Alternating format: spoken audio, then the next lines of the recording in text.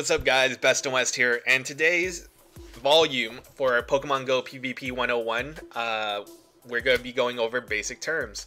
And what this is pretty much me going over terms that I'm going to be using in future volumes of this series.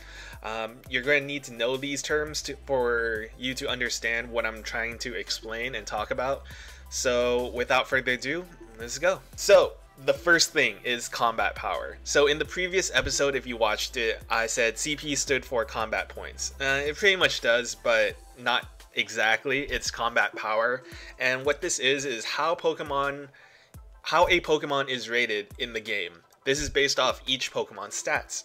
Now, what are stats? Let me get into that right now. So stats. Each Pokemon has 3 stats: attack, defense, and stamina, which is HP.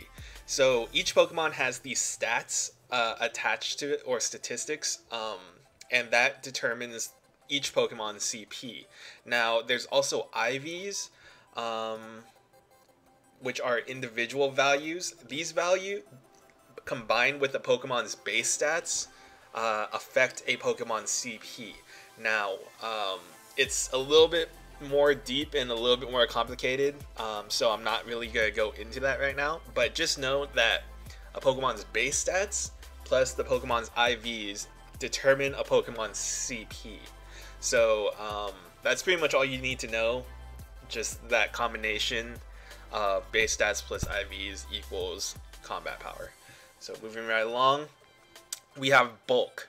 So bulk is a broad term used to describe Pokemon that can take a lot of damage, usually associated with its defense and stamina stats.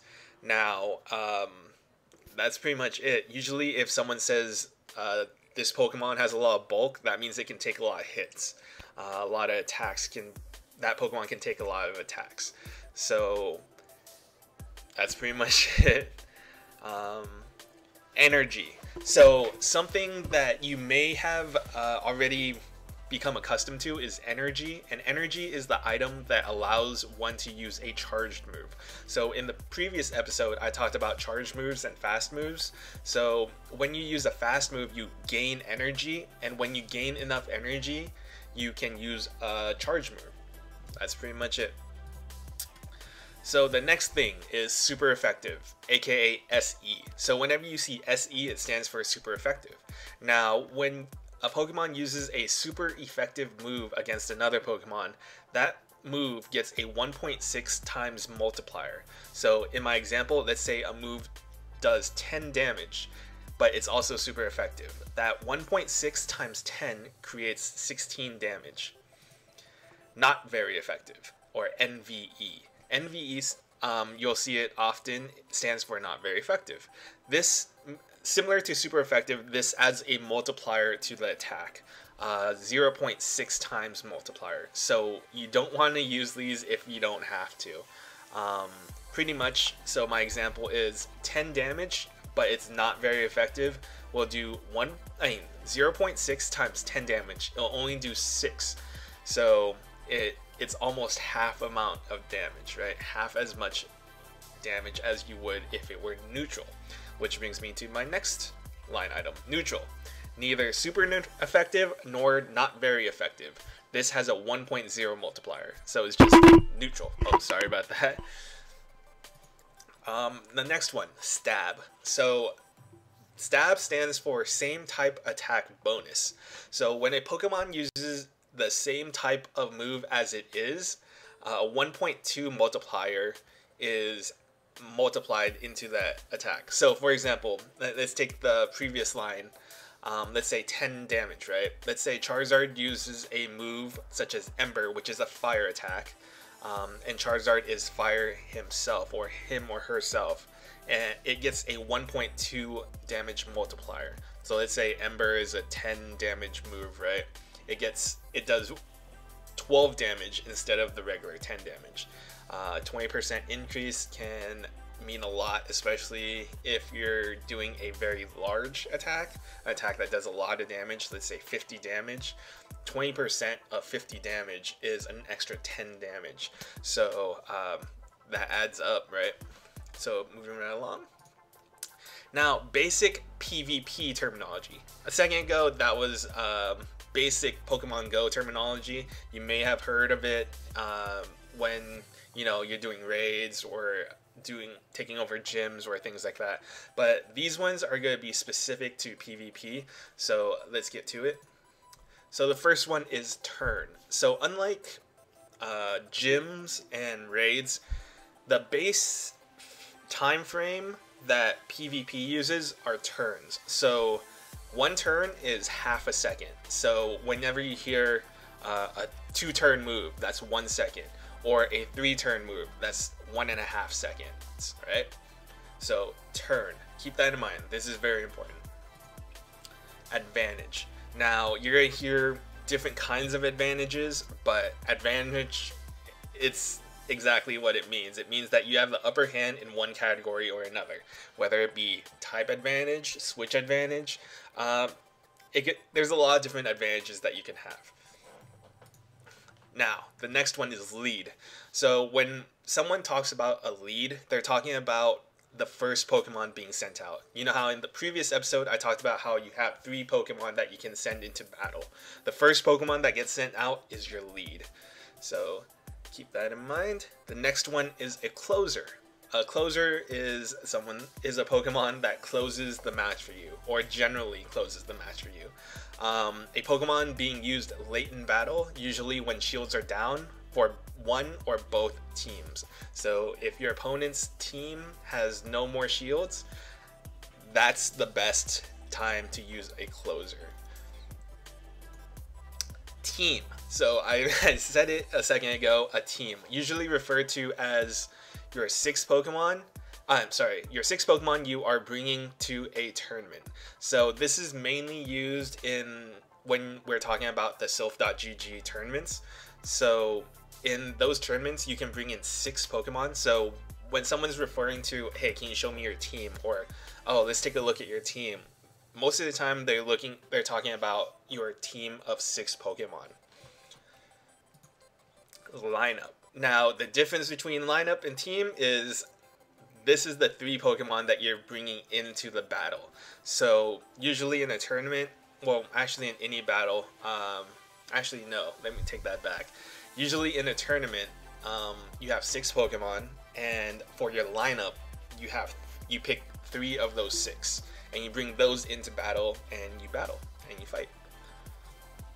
The next and last one on this page is switch. So what a switch is the ability in PvP to swap your active Pokemon with one of the Pokemon in your lineup.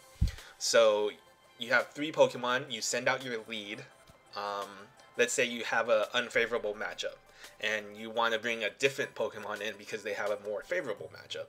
You switch. So that's pretty much it. Now this terminology is a little bit more advanced, but it's still very usable, right? Like, you need to know these terms to really understand what I'm going to be talking about in the future volumes. So DPT, or damage per turn. So you may have heard DPS in the past, such as damage per second, which is often used in raid battles or gym battles or things such as that. But DPT is a specific term used in Pokemon Go PvP.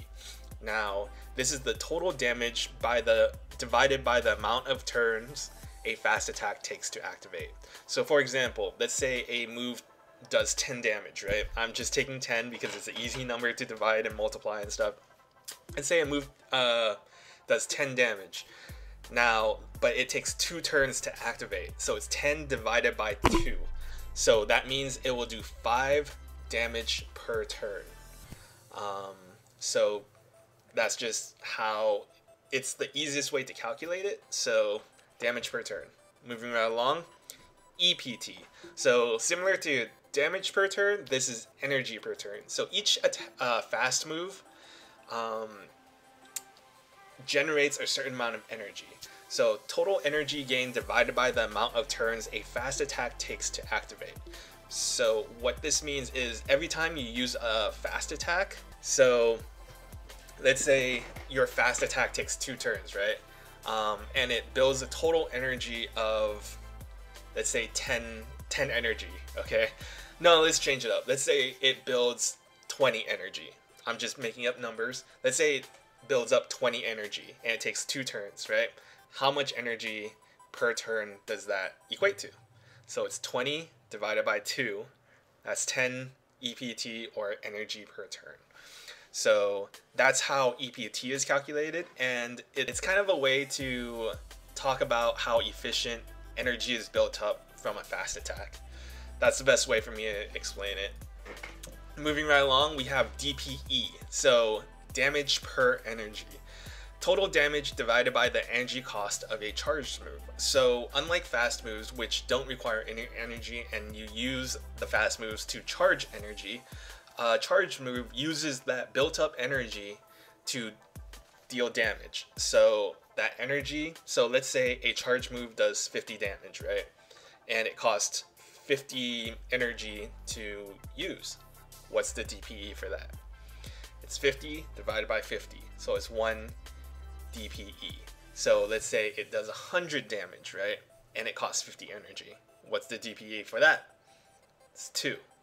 So DPE, damage per energy. And this is a way to it's a way to measure efficiency of a charge move. So the higher the DPE, the better the move is, generally.